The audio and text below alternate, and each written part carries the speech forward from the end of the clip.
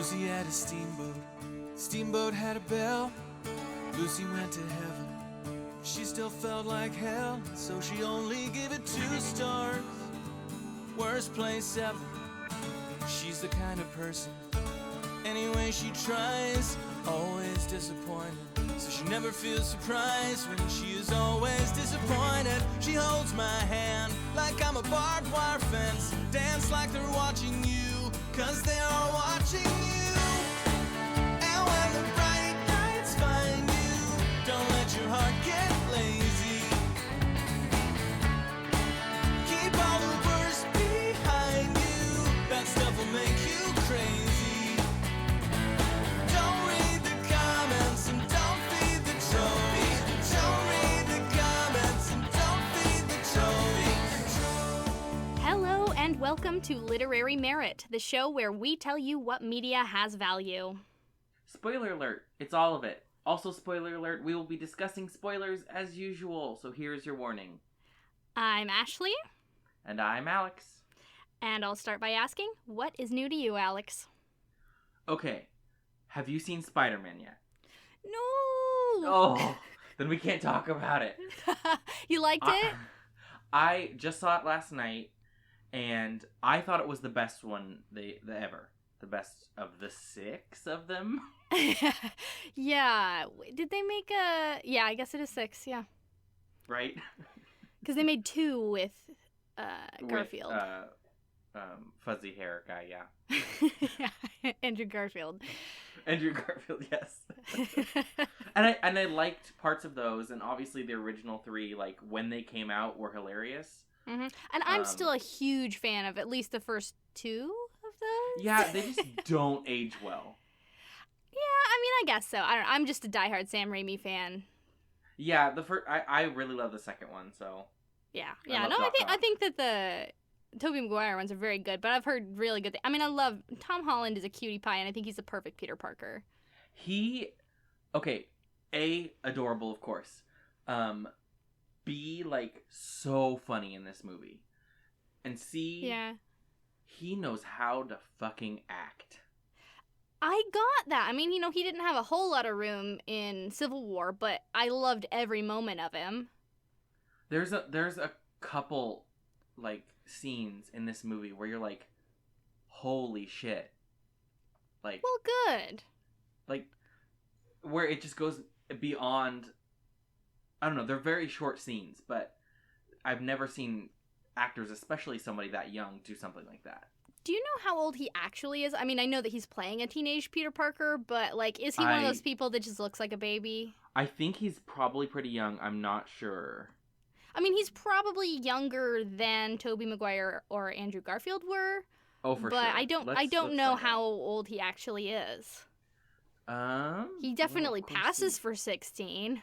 He's currently 21. Okay. So he was probably 20 or 19 when they filmed it. So yeah, he does pass for 15, which is the age he's supposed to be in the movie. Mm-hmm. But he's 21, which, I mean, makes it more comfortable to oogle his abs. Yeah, I think, no, I mean, I'm super excited. Like, it's not for lack of wanting to that I haven't seen it. I just haven't had the opportunity to do that yet. Yeah, I really, really liked it. It was, I don't know, it's just good. Yeah, just go see it, everybody. Been up to anything else?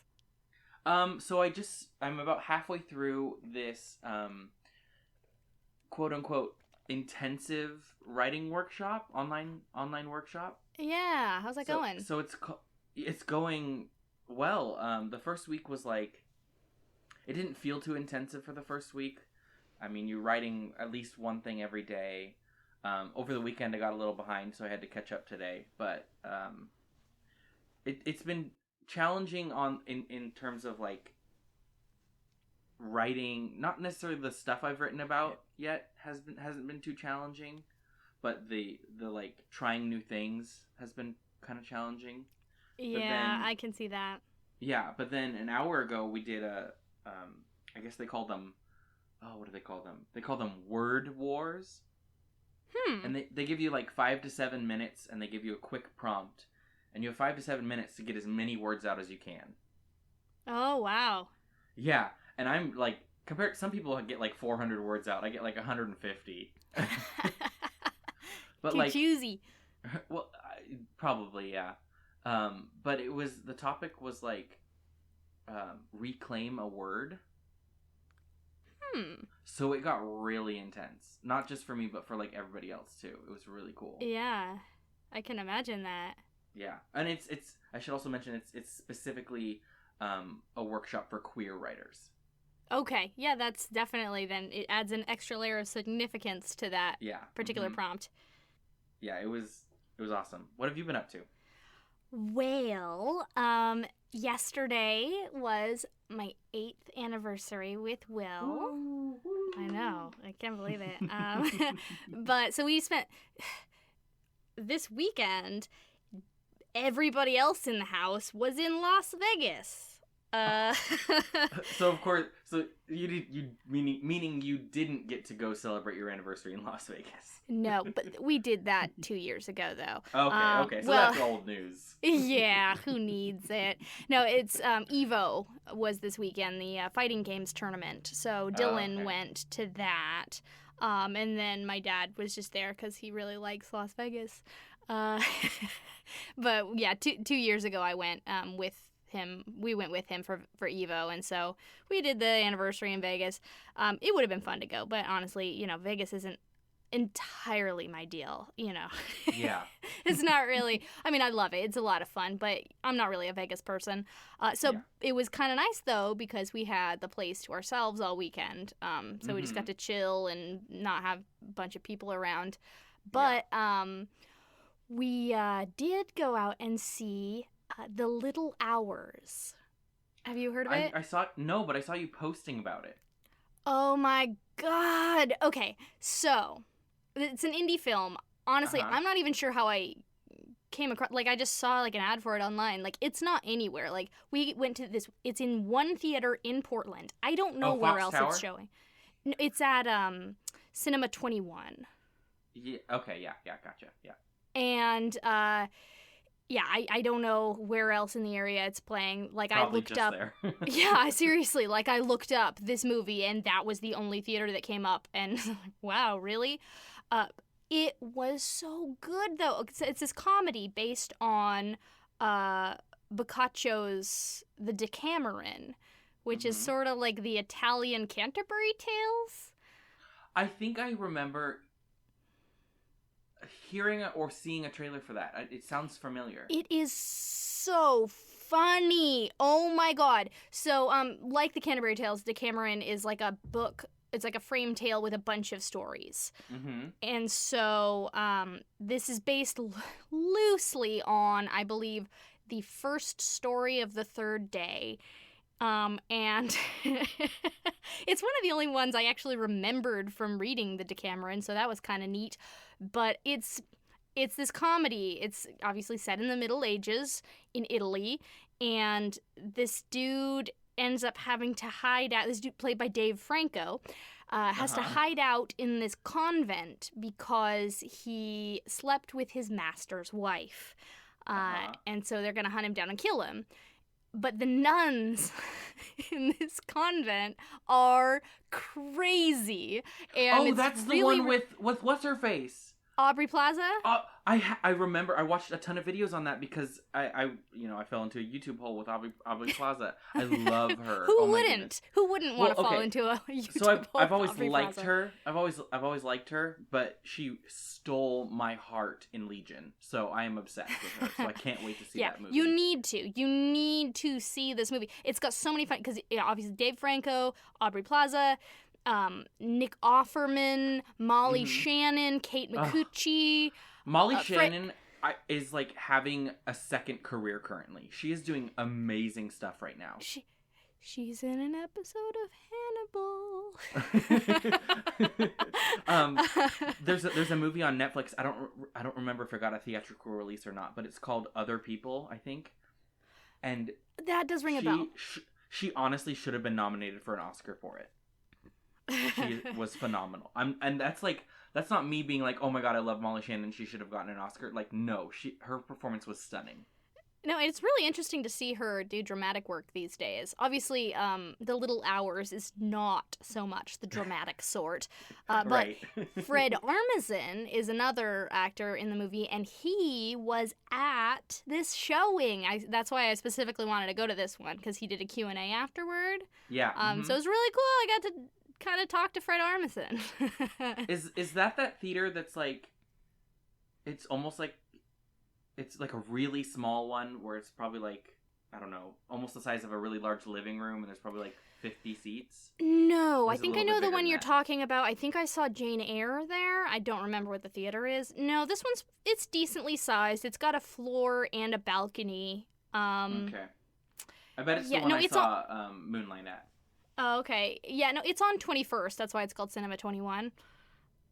I'll have to look it But, up because I am so bad with like every thing. Well, you should look it up and go see Oh, yeah, The Little that's where I saw- Hours while it's still Yeah, playing.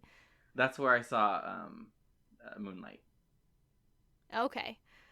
Yeah, but no, it was so good, so funny. The only complaint I really have about the whole experience was I would have preferred to watch it by myself. Oh, really? Was it just kind of like uncomfortable? Well, Or no, what? it was that the audience was just too darn noisy. Like, it's funny. It's really Oh, it's gotcha. funny, but they were laughing too much. It's like, guys, it's funny, you but mean, it's like, not in like your- ha ha ha ha ha kind of funny. You mean Like, I want to you watch it mean in my living room. in your living room with Will, not by yourself. I thought you meant Yeah, like yeah, no. alone. No, not alone, just away from the public, cuz god, they were really and I don't know, like I don't want to disparage, but it kind of seemed like it was an audience of Portland hipsters wanting to laugh at these jokes because they felt like they were very smart for finding this movie funny. That's that theater. Honestly. That's Yeah. that theater. That's the sort of clientele of that theater.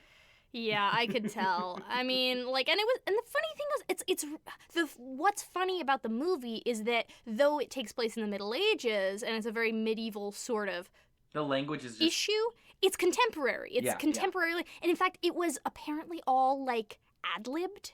They uh-huh. didn't have a script. They just shot from an outline, which makes it all the funnier to know that these actors are just really that damn funny, that they're just coming up with this stuff. Also, didn't Aubrey direct it? No. No, I think she did. No, I'm certain that she didn't. Okay. In well, fact, then because I that don't had... know where I got that. Yeah, no, because the question when I went up to ask Fred Armisen a question, I asked if he or anyone else involved had read the Okay, yeah, story no. prior, and It he was like, wasn't her. no, this was like the director's passion project. We didn't read it. So, like, I feel like Gotcha, yeah. if Aubrey had but directed, he but would have said he's that. married. He's her partner. So Oh, okay. That's cool. So, sort of. She was, I'm sure, involved in the Well, direction. yeah. Since they're together.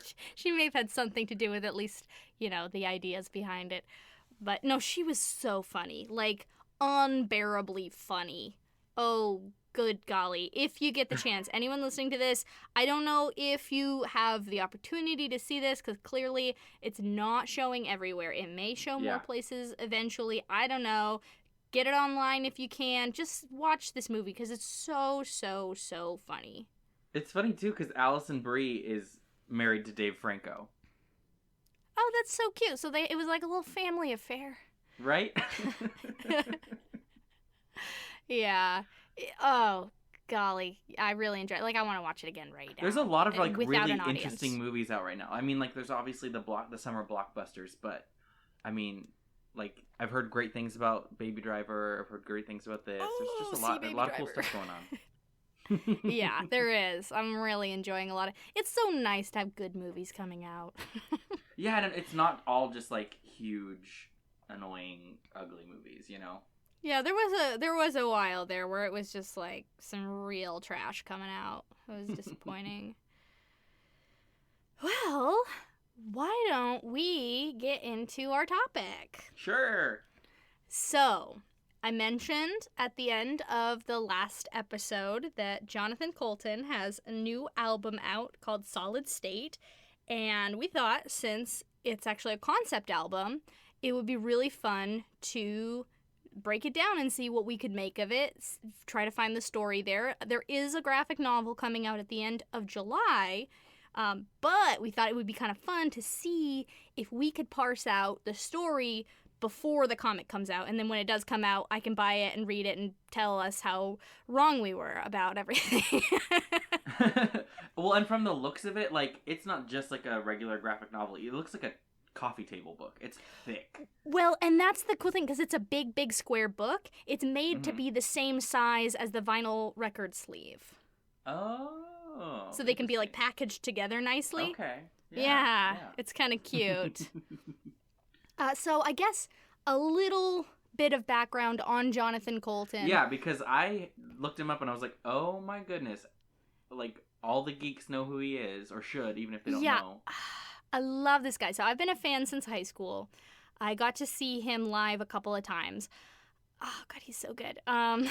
So he's mostly known as sort of a geek rock musician. His most famous work is probably Still Alive from Portal. He did a song. He did that song for the first Portal, and then he did also the song Want You Gone from Portal 2.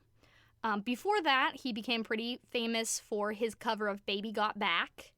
He did it as an acoustic folk cover, and it's very, very funny.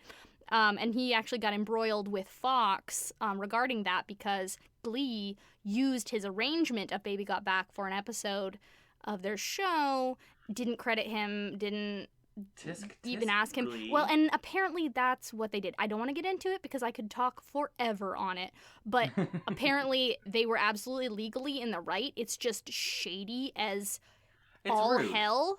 It's awful. I mean, it's like, you have to support artists. And apparently they ripped off a bunch of independent artists' covers of songs because they only have to pay for a license for the original song, and an arrangement is just fair use. And so it's like, yeah, you can, but that's bad play. Yeah. Anyway, that whole thing happened. Unfortunately, he didn't have any recourse. But he's just carrying on, making his music, being a general awesome person. He did Skull Crusher Mountain, Your Brains, lots of funny, nerdy stuff. He's always been sort of a story-driven musician, which is why it makes so much sense for him to do a concept album. But I find that lately, and you may find this too in Solid State, he's sort of getting away from the straight-up comedy these days. There's definitely some humor in his music, but we've come sort of a long way from a conversation between a zombie and his coworker. Yeah. You know? So Solid State, what did you think of it? Well, I mean, I really don't have any sort of previous, experience with him as an artist other than Still Alive and the other video game songs he's done. But I really enjoyed how varied it was. You'd think when you're trying to do some sort of concept album about technology and the internet that it would be very electric. Yes. But there's only about, I would say probably like 2 or 3 songs that are really sort of even vaguely electronic. Yeah, I mean, he's got, some synthy sort of stuff in there, but he's got a lot of acoustic guitar too. Yeah, they're very folksy, sort of light rock, just sort of, I don't know, they're really chill too, a lot of them. Yeah. So I'm a little torn about how we want to do this. If we want to talk about sort of an overall, like, lead with sort of our overall theory about the album, or if we want to go song by song and then, tie it all up. Let's go ahead and start with song by song, and then we can sort of go from there. Okay, because I do have a sort of theory on how it all, what it all means and the story that's being told. But yeah, we might as well just go through and then it'll sort of reveal itself. Yeah, and we don't have to get too detailed on every song because, obviously not every listener's going to be sitting there, with their headphones in listening to every song as we go along, note. like commentary. Yeah. Okay, so the first track is called Wake Up. So my sort of take on this, and this is sort of looking at it in the context of the whole album, is that it is sort of it is the universe or God or whomever talking to mankind and sort of anticipating the greatness that they will be capable of. Yeah, I mean, and just the title itself is like the perfect intro to an album about this sort of thing too, you know? Yeah. Like Wake Up Sheeple sort of. yeah. Well, there's that. But then there's also just sort of like wake up, like here you are, welcome to the world. Like Yeah, what can you do? What will you be? Yeah, the Arcade Fire song "Wake Up" comes to mind as well. It's sort of very like, you know, it's great to be here, isn't it? You know, that sort of thing. Mm-hmm. So one thing that I find really, really interesting is the way that it sort of starts with like sounds of the world. There's like birds and sirens and just sort of general, like it's very, very faint and it's easy to miss if you're not like listening to it very closely. But then the music comes in, but it's played in reverse. It's like you can tell that it's been recorded and reversed. And that is another reason why I kind of see it as like man's beginning, is it's like taking it back and back and back to the beginning. Yeah. And it's mostly live instruments, mostly acoustic guitar, not much sort of synth music in that one too. That one's not is that one, because I know there's one that has a lot of strings in it. Does that one have the strings at the beginning? I don't think it's that one. No, I don't think so. I think this one is mostly acoustic guitar. I also sensed there was the album also really reminded me of Gautier. Okay, yeah, I can see that. Because his last album was I forget the name of the album, but it was also very like technology sort of, but also music technology. And it had a lot of the same, I don't know, tone, I would say. Musical tone, not necessarily like topic tone. Yeah. Not a lot of artists are going to write an album about what this album is about. Right. Okay. Any other thoughts on Wake Up? Nope. Okay. Yeah, because I love the way that it ends, builds and builds and builds to this crescendo, abrupt cut, and then this driving beat of the next track all this time comes in. And I wrote that one down as one of the ones that I liked, because that one was a little, I just liked it's that poppier. And actually, that one also is like that almost like marauder sort of right? Yeah, I can see that, the sort of Moog like click. And that was the sort of single that he released from this album before he released the album. For good reason. It's catchy, it's fun. It really pulls you in, and I think that was a good reason for its inclusion as the second track. But I love, because, I mean, the lyrics are, they obviously paint a pretty clear story of this future world, this sort of like robot dystopia, which I love. And it's got this really driving, peppy beat, very assembly line, like factory, like gotta go. And I love it. It's, I don't know. That one, again, I love that one. It was very, I just liked it. So, yeah, it's pretty blatantly sort of this story of this man working in a futuristic factory setting. Yeah, those first few lines are so... Yeah. And he's really good at, like, having humorous lyrics, but without it being like, ha ha ha, aren't these funny? That's the thing I friggin' love about him. He's just a really clever lyricist.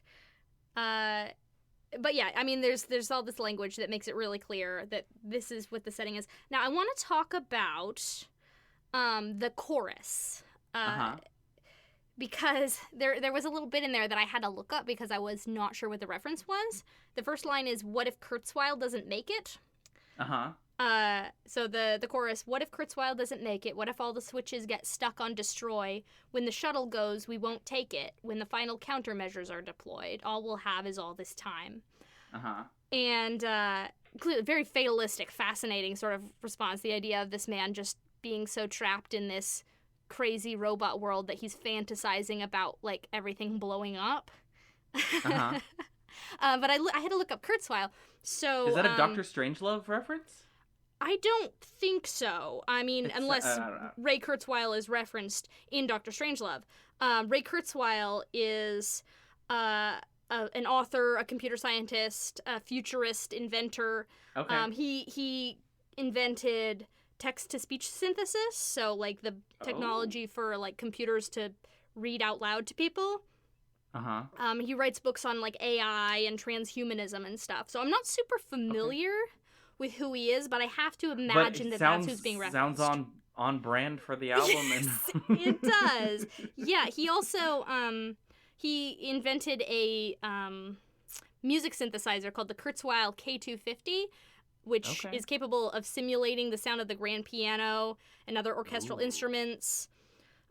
So he's kind of one of the guys really big in the idea of artificial intelligence and sort of blurring the lines between human consciousness and computers. Mm-hmm. So very, I'm not sure, I'm still not quite clear on the line. What if Kurzweil doesn't make it? I'm not entirely sure I've got that one figured out yet, but I'm pretty sure that's who's being referenced. Yeah, I mean, maybe he's just imagining, like, they're trying to keep him alive to, like, sort of, I don't know, maybe some sort of figurehead for this future, or... Yeah, I wonder if the book is going to make that reference a little more transparent. I don't know. Yeah, that would be interesting. And seeing the lyrics for this song are really making me really connect with Gautier. He has an older song called Thanks for Your Time, and the first couple lines are, you have been placed in a queue, but your call is valuable. It's very valuable. We hope this doesn't inconvenience you because you're valuable. You're so very valuable. Yeah. And that really makes me think of it's been 10,700 days we've been accident free, that sort of thing. Yeah, the sort of reds for focus, blues to not get upset, wasters and complainers get what they get. Yeah. Well, and that's that's not only like a pharmaceutical sort of scary that kind of future, but also a small Matrix reference and all that. Yeah, I suppose that could be. So yeah, I mean, we've got this guy in the far future sort of dreaming about a world that's not so controlled and sanitary, sort of imagining what could happen if the world just sort of blew up and what they'd be left with without the computers. Mm-hmm. So there's a theme that I've noticed throughout the album, which I think will come up with some more significance later. But during that bridge, the Reds for Focus bridge, there's a beat underneath that sounds like a heartbeat. Ooh. And that's a theme that I sort of picked up on a couple of times in different tracks. Mm-hmm. In this case, it may just be sort of a reference to the experience of being drugged, and sort of that like steady heartbeat of like feeling your body slow down. I don't know, but it could also be sort of that reference to the sort of futurist, humanist sort of like. Yeah, and I think especially later when this comes up again, that'll be more significant. So why don't we go on to the next track, Solid State, which is the name of the album. So I see this because there's a later track that's a reprise of Solid State. Yeah. And I see these acting as a frame for an inner story within the album. Now, there's a bit at the beginning, and I can't tell what he says. It's probably not important, but at about 15 seconds in, you can hear Jonathan mutter something. And then shortly after that, he, like, counts the song in. So he may just not be saying anything of great significance, but I do think it's interesting that his voice is on there. I mean, it doesn't show on the lyrics if there's anything there, so... Yeah, it's not in the lyrics proper. It's just like, I didn't even notice it for the longest time. I sat down to really, like, give these songs a hard listen, and I caught it. Mm-hmm. I don't know. Just a little thing I noticed. It's probably not significant. Well, sometimes if they want a more sort of raw or, like, unproduced feel, they'll do a count in and mutter something about, like, it'll be a track for what they want to do for this take, or like a note. Something like that. Yeah, I'm trying to remember an example. There's a live version of a Lumineers song from their new album that's on Spotify, and he sort of says, like, he's like describing for the guitarist how he wants it to sound, so. Okay. Yeah. I doubt that it would elucidate anything if we could hear it, but I was just sort of curious. Maybe he's like working on all these levels, so. Yeah, maybe it's, Paul's dead, something. But, so this one starts out with some machine sounds. Mm-hmm. The way that I read these lyrics, it's sort of about our contemporary world and what life with the internet is like. Yeah, and that's sort of like, the concept of the album too. Yeah, it's all about the internet, and I think about who we are as people in relation to the internet. Yeah, well, and I need to, like, be smarter, but what exactly? Because a solid state is Mm-hmm. Yeah, I wanted to talk about that. So a solid state, it's it sort of opened the door for computers. So things like transistors and RAM, those are solid state electronics, as opposed to like gaseous or whatever. And so basically that the computer can continue after you've stopped working with it. Sort of. It's here. I have the Wikipedia page up. Yeah, it's a concept for people who are far smarter than me as far as computers go. But yeah, it's a computer term these days. Also, it can refer to a solid state drive, which is distinct from a spinning disk drive in a computer's hard drive. A solid state drive does not have a spinning disk. It's just solid state. And well, and I think that has some really cool, like, poetic meanings. Like, if you sort of think of like a disk drive as like the spinning Earth, and then now we're in this solid state where, like, we're just like stuck in this. Well, and I find it interesting that he's talking about this. Things being better than solid state. And I think it's a metaphor. He loves using these technological metaphors. His previous album was called Artificial Heart, which is what our regular theme song is from. And the track Artificial Heart, it's sort of this metaphor of having an artificial heart, like, instead of having real feelings.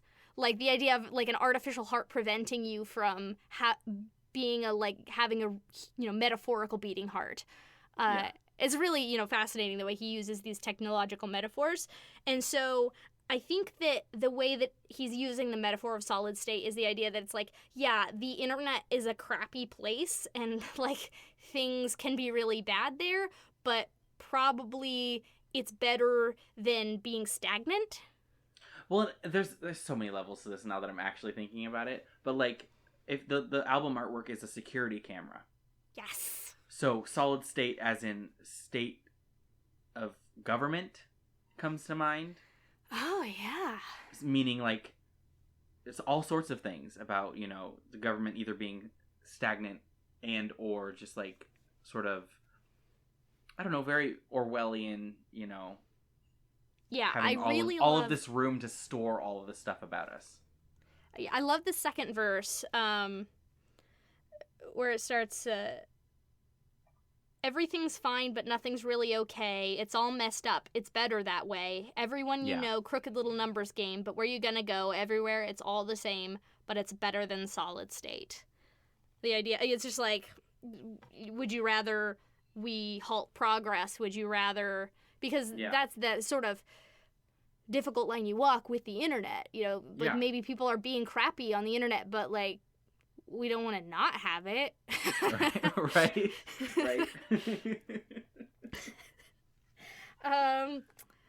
Is there anything else that I wanted to say about that track? You can hear my pages turning.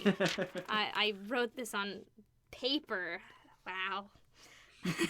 I feel like that's an interesting there's an interesting idea there with me writing about this internet album on real paper. I don't know. Well, very much so. Like, if we go back to the track, we were talking about that guy who invented the speech to text. Yeah, Kurzweil. I'm almost curious if some of these songs were written that way. You know? I don't know. And that sort of strangeness of you writing it out on paper versus somebody maybe have been dictating it. Yeah, maybe. I don't know. So the next track is called Brave, and this is a really fascinating song. So I believe this is where the story proper begins. Solid State sort of introduces us to the world that we're in, the context of the story, the period of time that it takes place in. And I think Brave is our introduction to our protagonist. Mm-hmm. Clearly, not a happy man at this point in his life. Not at this juncture. He's something of an internet troll, something of a sort of a champion of logic and reason on the internet, that terrible type of person. Yeah. Yeah, and there's some really great sort of key language that he uses. Oh, yeah. In... off the bat, slack-jawed sheeple with their eyes closed. Yeah. I mean, I think anyone who, uses the word sheeple in a serious way probably has some issues. Is a bad person. Yeah, it's a really significant choice of words. I see a lot of sort of allusion to Anonymous with the chorus, when I torch the place, cover up my face, that will make me brave. The idea of the sort of anonymity of the internet allowing him to say these kinds of things that he would never have the courage to say to someone's face. Mm-hmm. And then I hate, there's such a disgusting, attitude, too. Heroes, we pay a high price. Yeah. No, then the next line is, there's a girl who ignores me. I know. You just, it paints such a picture of the guy the person this guy is. A good guy, I used to be nice, now I hate till it bores me. He's a fucking nice guy. So I mean, and I think that's this song both paints a picture of this character, who this guy is at the beginning of his story, and sort of what we're supposed to know and pay attention to about the internet and people's relationship with it. Mm-hmm. He's a sad man. Well, and even if so many people may not know this type of person, but they've heard of this type of person. They're a dime a dozen, just this mean person who has to belittle people to feel good about himself. Well, and one thing I will definitely say for this album is he could have, or anyone could easily make an album about Twitter trolls, but none of the songs sound like they're about that. They're I mean, because he's got sort of a bigger concept in mind. And they're not super obvious or overdone lyrics. They're not just been pouting in your room in your chair, that sort of thing.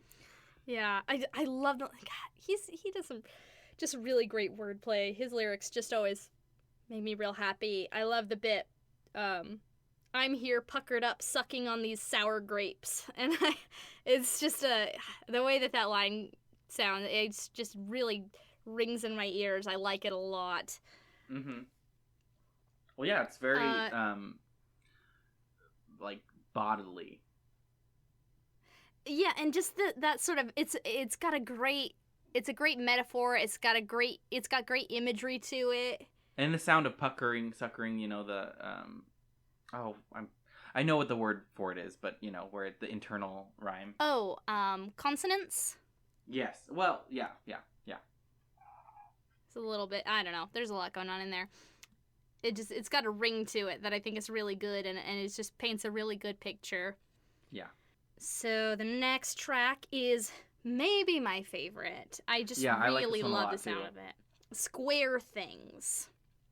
So, story-wise, I think what we've got is the next phase in this guy's life, and he's sort of pulled himself together and become something of a tech mogul. He's done something, he's made something that's brought him some success. Mm-hmm. And this is sort of the story of that and where he's at, sort of as what he sees as like sort of a bigger and more important person. Mm-hmm. Well, yeah, I mean, the lyrics, then you wish for bigger fish or something, or just some other thing, like bigger fish, immediately think, big fish in a small pond, you think you're, great and destined for greatness. And you deserve something. Yeah. Yeah. But especially sort of, it's less evident sort of within itself, the story that's being told, but I find that in sort of the context of the surrounding songs, that's what I get from it, is that's where this point of the story is. Yeah. It's just that I love that melody. Oh, it's so good. I love the shape of square things. Just that interval there is so good, and it's got slightly sinister feeling to it. It's a little ominous. Yeah. Which, I mean, it fits so well, when you're talking about the internet, both what happens there and then sort of like what could happen to the internet. Yeah. And, I'm just noticing now. Yeah. I'm just noticing now sort of a reflection of the previous song. One of the verses is, still me, quiet as a grave. I could play dumb, walk away from what might be something I can save. In the previous song, in Brave, he talks about, like, there's more of you than I can save. So I think it's sort of he wants to impose some kind of control, and I think that's what the metaphor of square things is, in order to sort of shape the internet how he thinks it needs to be in order to better it for everyone else. Yeah. And that's sort of a recurring theme throughout the album, is him saving people. Makes me think of, like, a CEO of a major website or something. Yeah, he's some kind of a Steve Jobs, like, he's some kind of big tech boy. Mark Zuckerberg. Yeah, Zuckerberg, I think, is an even better sort of touchstone for who this guy is and what he may have done. And I'm curious to find out, one, if my assumption there is correct, and two, what it might be that this character has created. Yeah. I have some thoughts. From the sounds of the lyrics, it sounds sort of almost very abstract, especially with music and sort of visual representations of music. I'm thinking of, like, Daft Punk, where, like, it's not necessarily an actual thing they've built, but, like, some sort of, like, pulsing cube that he's invented that... Yeah, it's clearly some more... Well, okay, I'll just say what I think it is based on where the album goes. I believe that he's working on some kind of an AI-related thing. Yeah, maybe to impose some sort of control on the internet. I'm not sure exactly what his goal is, but it's definitely related to artificial intelligence. Yeah. Well, and then square things, it's like, it might not necessarily mean, like, the shape square. It might sort of mean, how we describe things as square, meaning like, not necessarily uncool, but, not hip? I'm not... not hip, or like, very, I don't know. Somewhere in my mind, I'm, like, connecting it to, like, a robot that's just being, like... pragmatism, maybe. Yeah. Or yeah, And I see that, too, in these... I mean, just in the first verse, I love the shape of square things, but in my defense, right at the edge is where things started to not make sense. Putting things into boxes in order to make them orderly and controlled. This man likes things to be in their place, to be orderly, sort of that cold, sterile thing, which exists, I think, in the second track. Also, the wordplay there is phenomenal. Like, yeah. right angle. Yeah.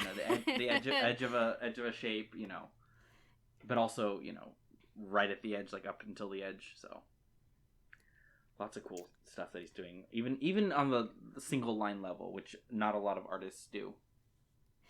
Yep, he's just really good at writing words. That's the thing I just love about Jonathan Coulton. He's just, because he writes good music, good melodies, but he's just a master lyricist, and I think that's what makes him such a good storyteller. He really does tell stories in his music in a super effective way. He can paint these pictures of these characters super effectively. Well, and that sort of makes me think of another topic I wrote down in my notes, where it's like, an artist might not be like, I wouldn't say he's the most talented singer out there. He's certainly quite good. But yeah, and I think that you can hear some real voice.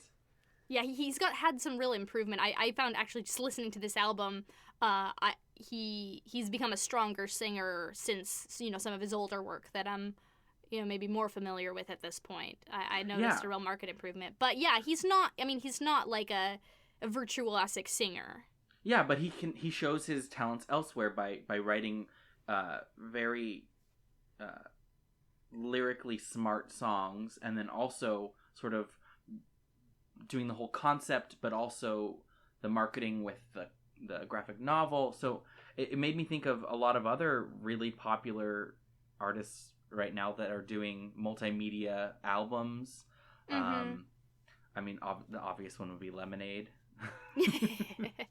which is like, it's a mixture of poetry, music, visual art, Yeah.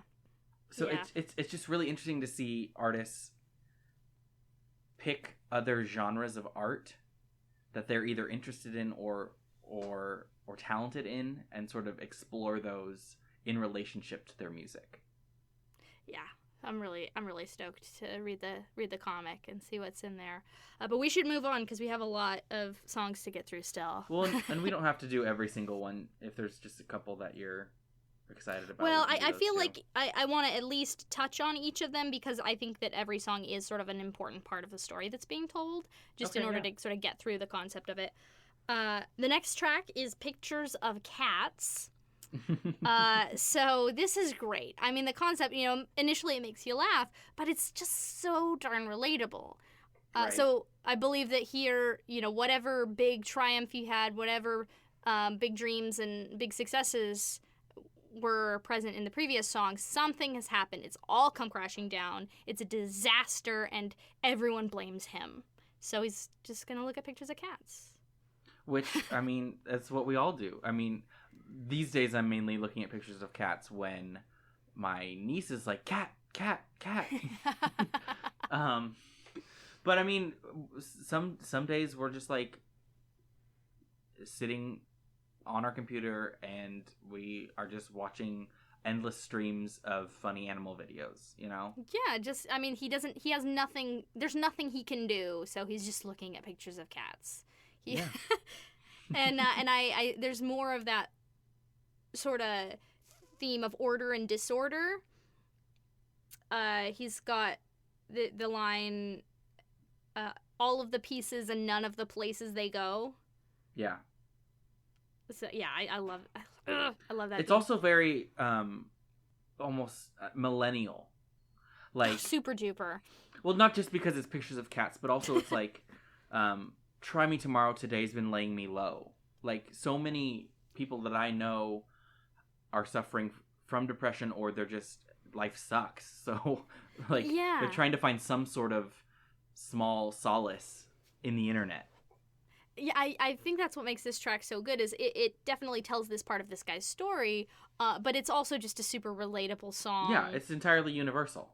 Yeah. Dealing with some kind of heartbreak, some kind of depression, where you just have to pull yourself out of the world for a minute. Like, every line, it's like, too close, so I'm pretending I'm far away, not now, I didn't want to be useless today. Yeah. Yeah, that really hits you, doesn't it? One that it's such a, like there's not even that many lyrics to the song either. Every word just is the right word. Right? So yeah, I don't really have much else to say to that song. I feel like it kind of speaks for itself. I'm sure it'll get some sort of popularity in like some small, either small or might get sort of large, because just again it's so universal that I'm sure people will gravitate towards it. Well, I hope so. The next song, Ordinary Man, is my other favorite track. I just like the ones that sound spooky or ominous, you know? He has some great titles too. They're not Yeah. like every album these days has a song called Ghost. Yeah, I prefer the Mystery Skulls track myself, but I'm just a big Mystery Skulls fan. So, Ordinary Man. Yeah, I find it interesting that this song does have that sort of sinister, ominous sound to it, because the way that I read it logically is that it's somebody sort of telling this guy, like, yeah, you can sit here and you can mope, or you can just accept that this happened and keep going. Mm-hmm.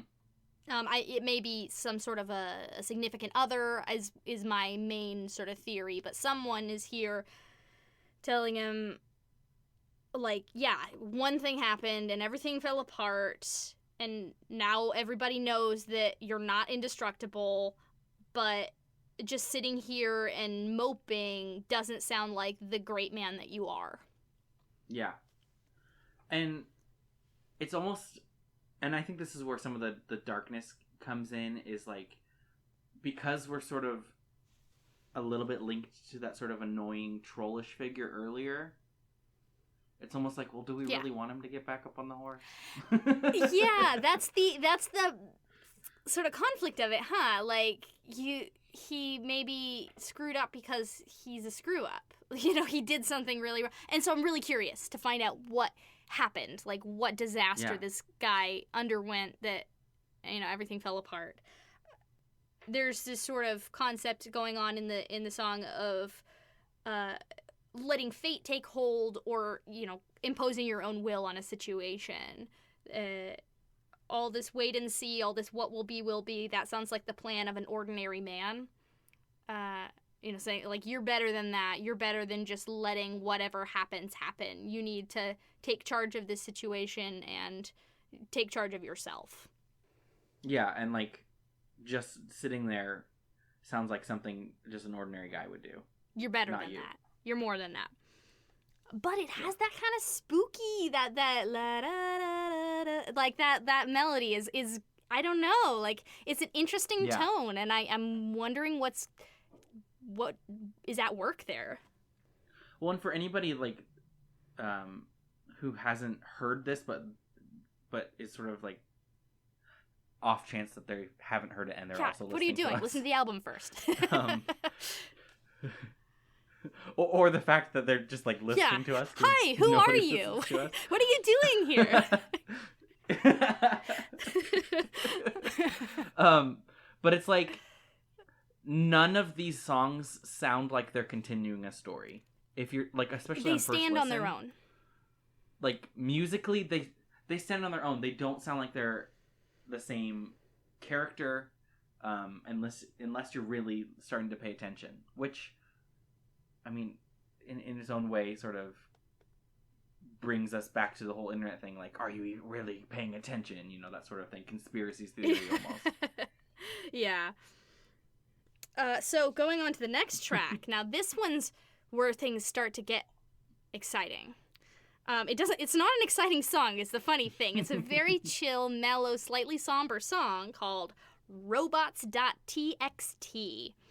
Now, that's another thing I had to look up. I did not know what that referred to before, but I figured it had to be something, and I was right.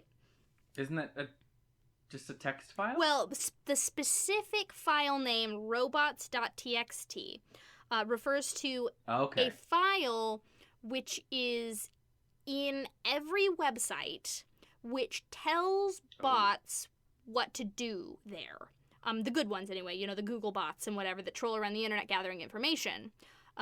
Malicious bots ignore this document, but it's always in there. It's always called robots.txt so that bots can find it, and it's just instructions for bots to use the website.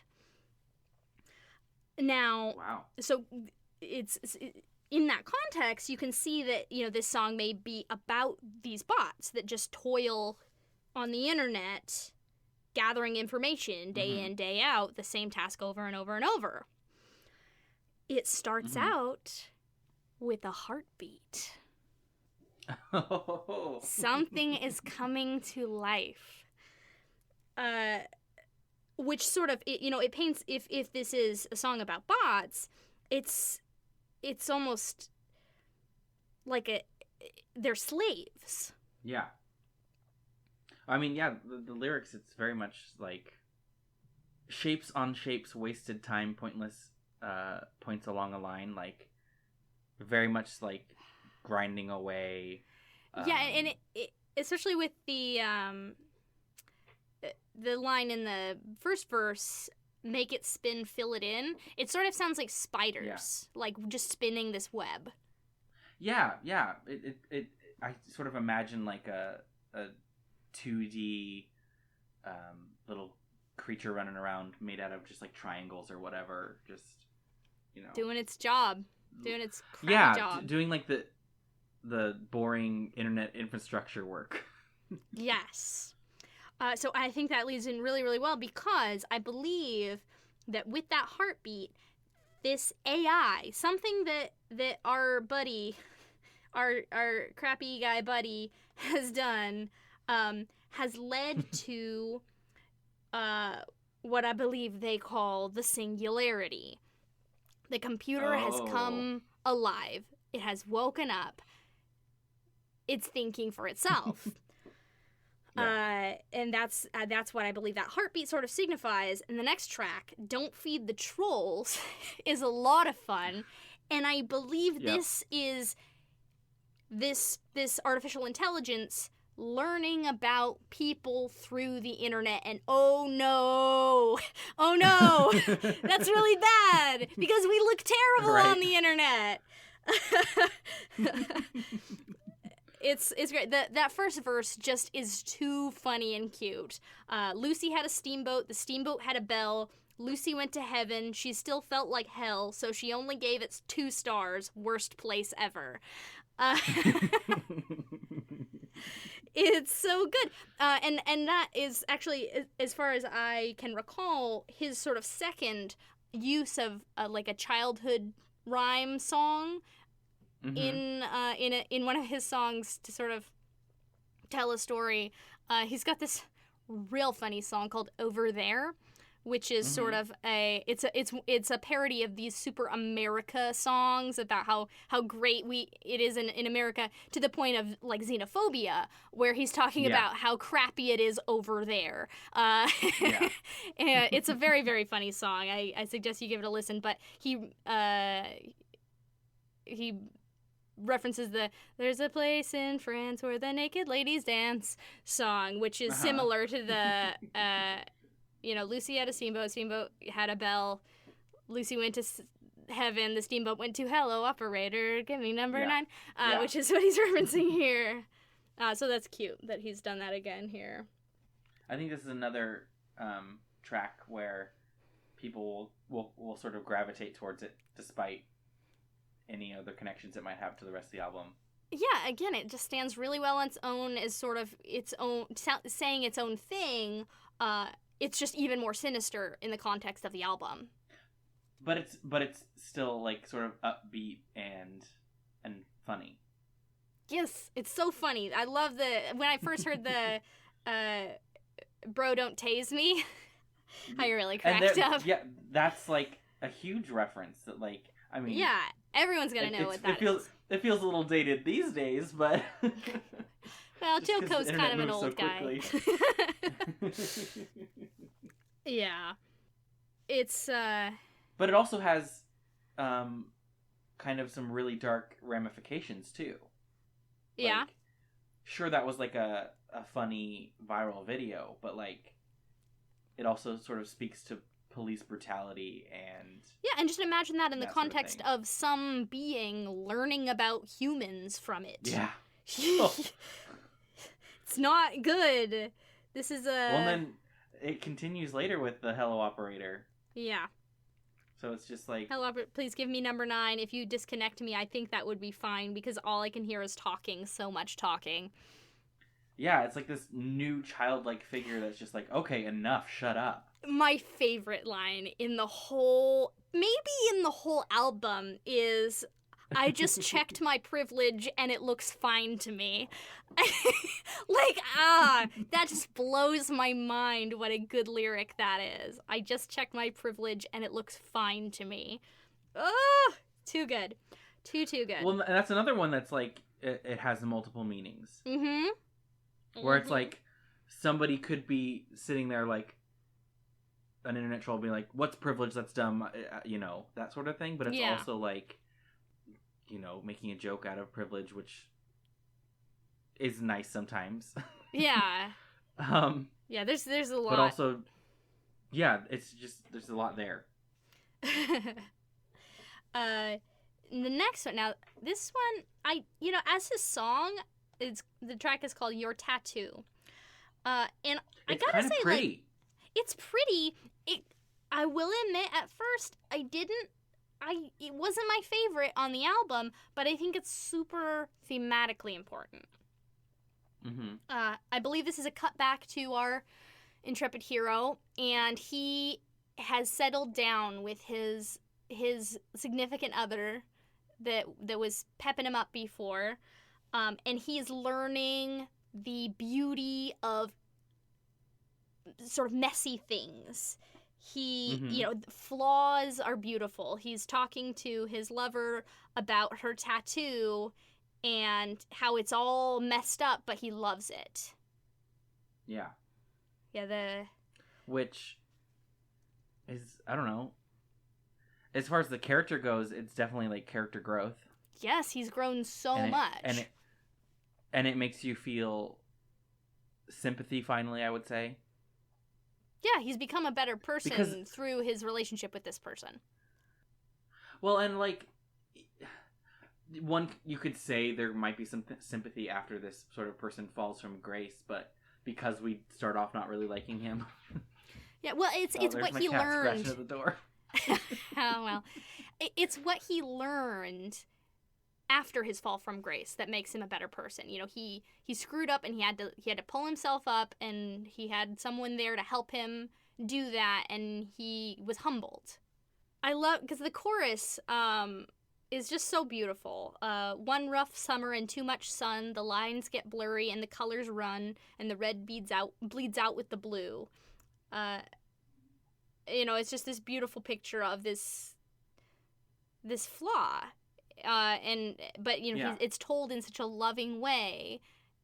He appreciates it for its imperfection. Well, and then it also calls back to earlier in the album where we have the blue and the red pills. Oh my god, I didn't even see that. The lines of the tattoo. Yeah. Yeah, and it's so sweet. I just think the line is so cute. Secret in the shape of the way it hurt, planning an escape from beneath your shirt. Like, I can just see it. I can just see this tattoo and him looking at it and loving her. You know, it's very cute. Yeah. So the next track we've got is Ball and Chain, and I think we've got a sort of a jump to the future here. He and this person have gotten married, and he's just living a normal life as a regular guy, and he's just happy. Like, he just got his life sorted, and he's got someone there to take care of him and scoop him up when he's had too much to drink. Just put him in bed, and he wakes up and she's there, and he's just like, wow, like, how do I even deserve this? Well, and I just love the sort of rebranding Ball and Chain into sort of a positive. Yeah. She keeps him grounded. Yeah, Ball and Chain, what would I be without this weight that's pulling me down and back again, you know? Yeah. This is another one that it just sort of goes with, I think So I was a little curious as to why he had to include both Your Tattoo and Ball and Chain, because they mostly communicate the same thing. I think it's just important to have both because they communicate a time jump. Okay, yeah. I see sort of a difference in, I see sort of a cut to the future. You know, they've gotten married, they've had kids, they're, you know, just living a normal life, and time has passed, and so that communicates sort of how much time has passed for this artificial intelligence to sort of muster whatever it has planned. Yeah. Which, I mean, this is sort of our safe song before that happens, too. Yeah, it's, and it makes what happens next all the harder, because he's, you know, finally found contentment. Yeah, and I love the opening line, like, did you say it was black tie, I lost a button, but it fits just fine? That's so cute and funny. It's just so domestic, and, yeah, you know, this is another thing that Jonathan Coulton does really well. On Artificial Heart, he's got a song called Glasses, which I think is a really sweet portrait of sort of family life, married life, sort of the way that it's all chaotic and crazy, but you've got someone there who has your back and you love them, and when things go weird, you know, you've got someone there with you and you have just a fun time, and it's just, you know, being a mom and dad together, being a parent, having kids, and just rolling with the punches. And cool dad is fun dad, cool dad's your favorite guy. I love that line, it's so cute. Okay, so the next track, Sunshine. This is where it hits the fan. This is the culmination of this whole story of this guy, because unbeknownst to him, this AI has been busy, and here it comes, the robot apocalypse. And it's, you know, the title of the song is Sunshine, and it's kind of, I don't know, I love this song. I do too. It's another one that it tells a much more obvious story. Some of them are a little more poetic, a little less direct. This one really tells a story in the way that Joko historically does tell his stories. Yeah, I mean, here it is.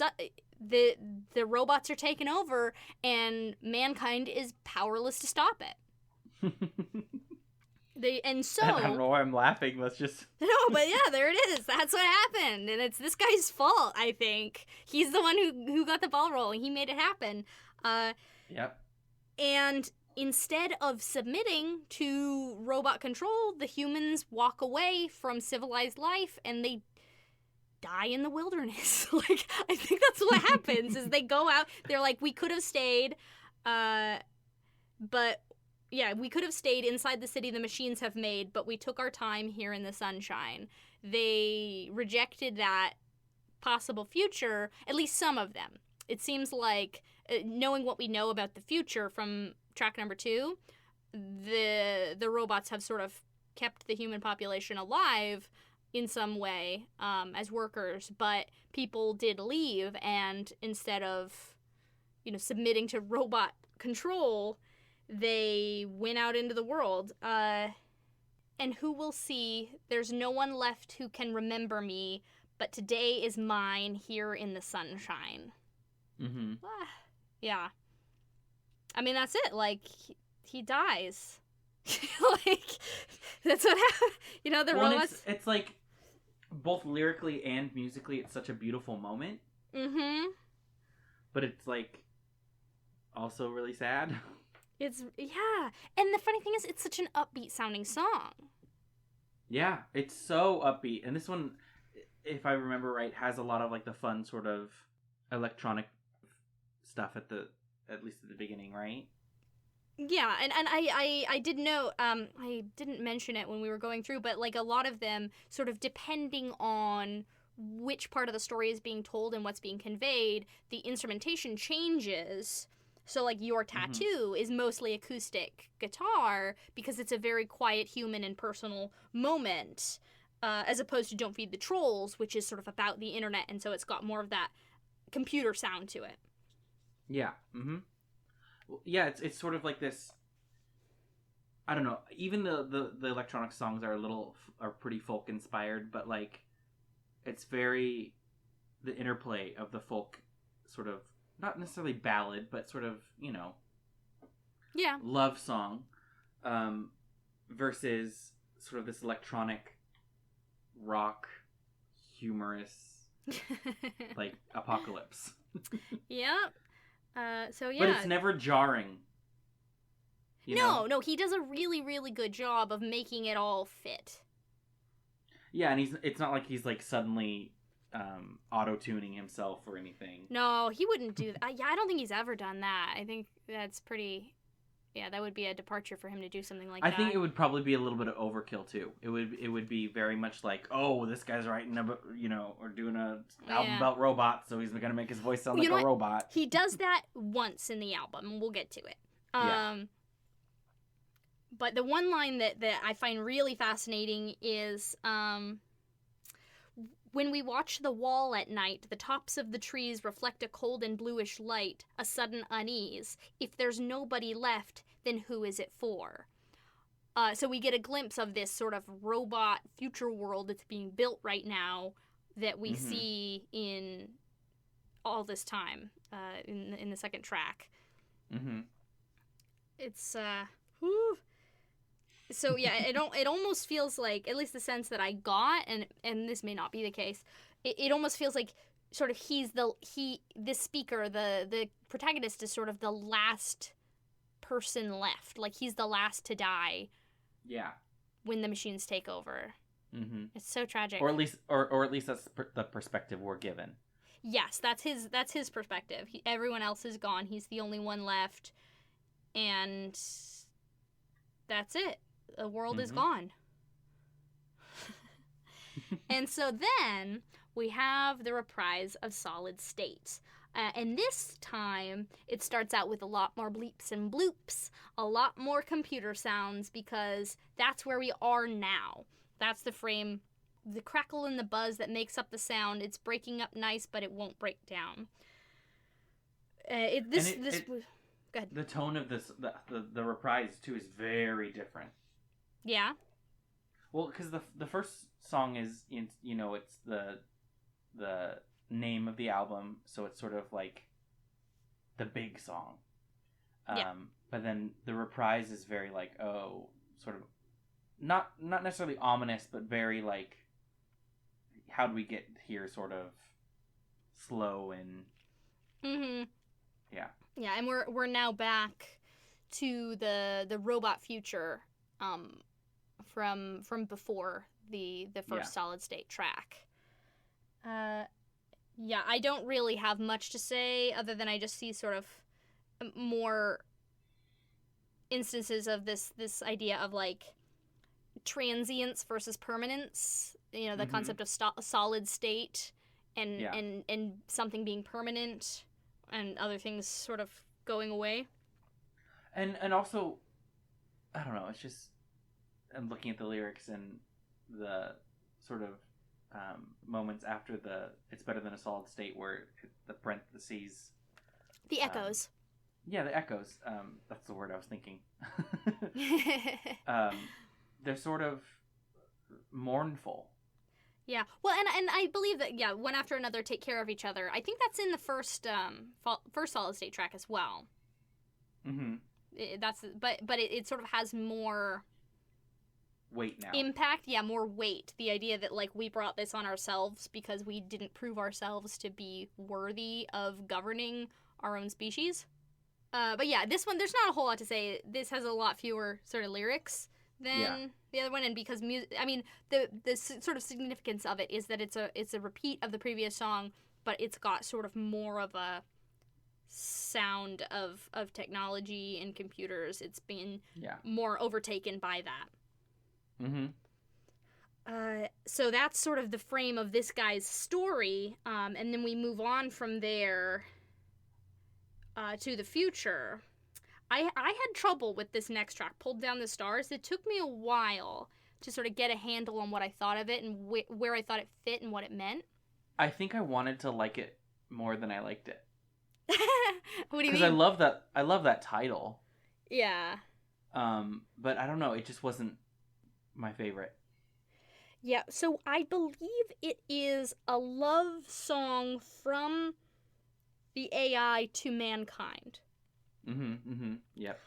I think with the line, you dreamed of me, I made a dream for you, where you dreamed of me, humankind created this computers, created the artificial intelligence, and in return, the artificial intelligence made a world for them that it thought was better, and they rejected it. Either they rejected it, or it killed them, or, whatever. Yeah. Yeah, I just see that from the line, I pulled down the stars for you, and you made me wait a minute. Yeah. Not a lot of lyrics. This is mostly repeating here. Yeah, but it's very... I don't know. It's certainly a nice song. It is. I like the idea of it. Yeah, I think it's lovely. Yeah, and because it is so sort of sparing, I think that's why I didn't initially sort of get it. Yeah. And what it meant in the context of the story. It's definitely like the album is starting to wind down, and it's Yeah, things get a lot less concrete from here. Yeah, for sure. The next track is All to Myself Part 1. And it kind of seems like more of that sort of this is again from the point of view of the computers, from the AI, and I see it as being sort of a reflection of the first track, Wake Up, with Rise and Shine, Heavy Head. This computer is becoming possessive of humans and wants them and wants to control them. Yeah. Yeah, it's really pretty spooky. Reading these.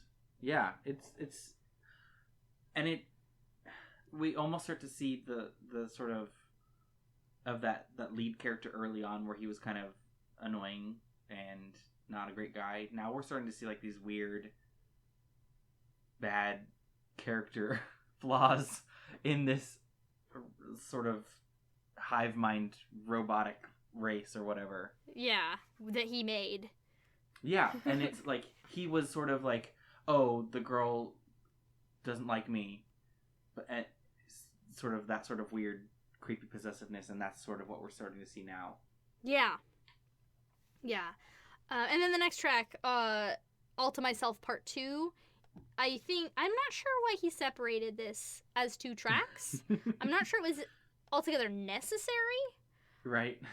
Because it really just fade into it, and it's just, again, repeating over and over, I want you all to myself. Yeah. And it's just sort of this AI becoming obsessed. Mm-hmm. The final track, There You Are. Now, this one sort of implied to me that maybe some humans left Earth and are returning home. Yeah, I sort of got that vibe from it, too. Yeah. So, and I like this. So, the first line, a great remove, a slow decay, the views improve several times a day. Like, humans have left the Earth, everything they made is crumbling, and it's just getting better. Like, as the infrastructure breaks down, as the cities decay and fade away, like, things are getting better on Earth. But it also makes me think, if is anybody still there, and they're sort of like stuck in this robotic world, that as it's decaying, people are watching it more, and sort of the views, sort of like internet views. Oh, wow. You know what? I didn't even make that connection with that word. Right, and that's sort of dark meaning. Too. Yeah. Well, and this is the track. This song is definitely from the point of view of the computer, because it's the only one on which he does any modification to his own voice. And it sounds very robotic. He does some auto-tuning to sound computerized. But, yeah, I believe it's implying that humans left Earth, because it says, I observe as lines of light caress the gentle curve, coming home, falling far, there you are. I get this great image of sort of the curving edge of planet Earth as a ship is like descending down to the surface for the first time in forever, I see that, and I see like, or they've been scouring the Earth for whoever's left, and they found them.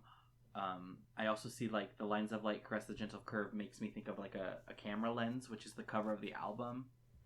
Yeah. Well, the cover of the album is a camera with an eye in it, so it's that a lens in both senses. Yeah. One interesting note on that art. So that's the cover art for the album, and the disc itself has that same image on it, except for the words are blacked out. They're crossed out like they've been censored. Nice. Yeah, it's really interesting. So that's Solid State. It's the story of a guy who is a crappy man, accidentally makes AI, and causes a robot apocalypse. Yep. At least I think so. We'll have to see when the book comes out how wrong we were. I mean it's pretty obvious that it's at least something along those lines. Oh yeah. Well, I've got the big beats at least, I think. Yeah. Any final thoughts on the album, on the artist, on the idea? I mean, I think I mentioned it sort of halfway through when I was talking about like the multimedia artist experience. I just think it's really cool when a songwriter, well, not just the song, like he's employing many talents here. He's singing. I'm assuming he does a lot of instruments as well. Yeah, I believe he writes all the music himself. Yeah, He may have some, friends writing. Honestly, I need to look at the liner notes. He may have some people sort of accompanying him, helping with some of the live instruments. But I know that he does, write everything. Yeah. So I mean, and there's already so many talents going on there. But then to also sort of have the hand. I mean, he's not writing the book, but to have the hand in its creation and he's collaborative. Sort of came up with the concept and the general shape of things in the story, and then the writer, who I don't remember the name of, and I want to credit. It says on his website. I believe it's Matt Fraction. Yeah. Matt Fraction, who, no, now that I recall, he writes the really popular and well-regarded comic Sex Criminals. Oh. Which I don't know if you've heard of, but I haven't read it, but I've heard really, really, really good things about it. So, like, he's a rad guy. Yeah, so I expect really, really good things from this comic. Like, I don't think he could have gotten anybody better. The art's by Albert Montes, or Tees, and it looks beautiful. Yeah, I'm really stoked to read it. I can't wait. Yeah, so I guess my final thought is this is an interesting direction for him to take, for Jonathan Coulton to take, as far as sort of something to talk about, because, he's always been Mr. Internet. Like, he has a career because of the internet. And I think he's very, very, very savvy. He has had some really interesting things to say when different issues and ideas came up. He has this very interesting essay he wrote on sort of intellectual property and how it relates to 3D printing. And he's just a really smart guy as far as sort of the way the internet ought to work. He's very much into sort of putting your work out there and just trusting people to pay for it if they want it. Yeah, okay. He as far as like, he's like, yeah, you can pirate my stuff if you want to, and I'm not going to make it hard to do, but I'm also going to make it super duper easy for you to buy it, and hopefully you will. And if you already pirated it, that's okay. Maybe throw me a couple bucks, though. That would be cool. So he's just a really cool guy, really internet savvy. He actually used to be a coder. He used to be a programmer. But so it's interesting for him to take this tack of like this cautionary tale. Yeah. But I think we're seeing that more and more with sort of the really smart technology adjacent people and savvy people like We've heard Elon Musk warning of robots. We've heard and I think it would be a mistake I think it would be a mistake though to sort of frame this as being anti-computers or anti-internet, because more it's about like anti-meanness. Like I think the ultimate thing is like we have this really, really great tool and we need to use it responsibly. Yeah. And we absolutely have an obligation to progress, but not at the expense of our humanity. Yeah, I think that's exactly it. Yeah, I'm sort of reminded of Mary Shelley's Frankenstein, because I think a lot of people sort of make the mistake of thinking that is like an anti-science, anti-progress book, but it's absolutely not. And I think she makes it pretty blatant that that's not what she's saying. But people don't read things, and you know, it's the idea of like you are responsible for what you create, but keep creating things.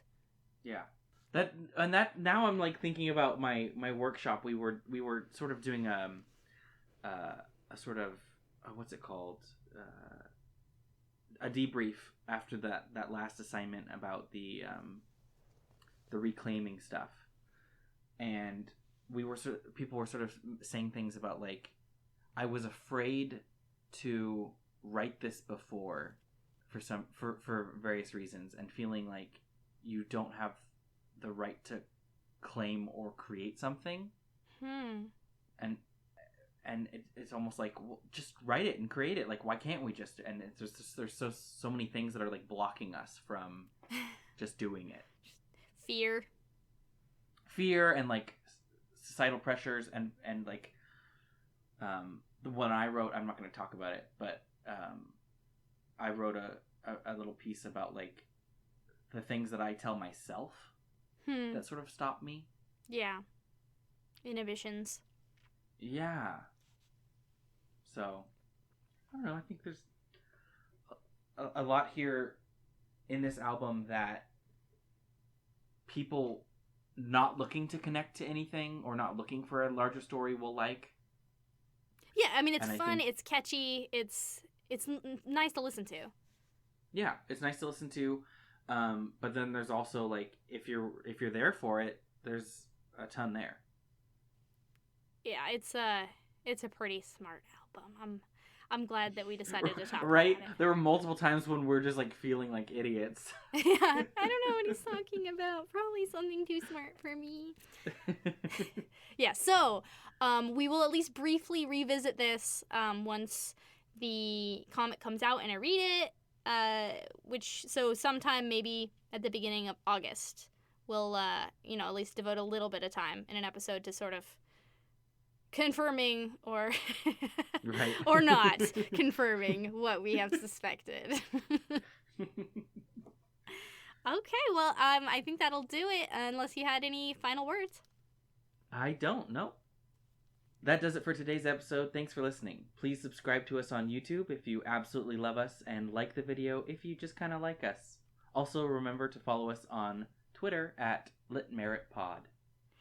And thanks to Jonathan Coulton for the use of everything in this album. Thank you, Jonathan Coulton, for making such a beautiful, beautiful album, for making such incredible music, and letting us use it on our podcast.